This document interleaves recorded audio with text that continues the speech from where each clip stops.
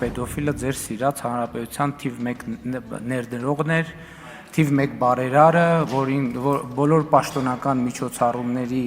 բանը ամենաակտիվ մասնակիցը եւ այլն եւ այդպես շարունակ։ Ես ասում եմ այն դեպքը, որ դատարանով հիմնավորվել, ապացուցվել է եւ այլն եւ այդպես շարունակ։ Այսինքն ինչի՞։ Այո, եւ այդպես շարունակ։ Այսինքն այդ Պետոֆիլներին բարձր պաշտոնների եւ պատվավոր տեղերի արժանացնելու դեպքեր մենք տեսել ենք ձեր իշխանության տարիներին, իսկ ընդհանուր առմամբ ելի եմ ասում ձեր ասածը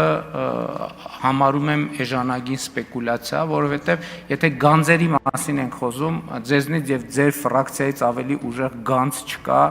եւ հետեւաբար մենք մեր երազանքի գանձերը գտել ենք, գրքերն էլ, եթե գանձ եք փնտրում, հայելու մեջ նայեք ձեզնից ավելի արժեքավոր գանձ մեզ համար պարզապես գոյություն չունի, եւ մենք դրա համար ձեզ այտենց փայփայում ենք, որպեսզի ձեր փայլը անընդհատ շողշողա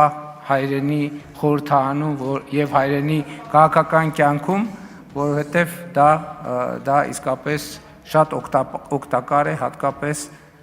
կառավարող մեծամասնության համար։ Շնորհակալ եմ։ Հավանիր տեսանյութը եւ բաժանորդագրվիր նորությունները բաց չթողնելու համար։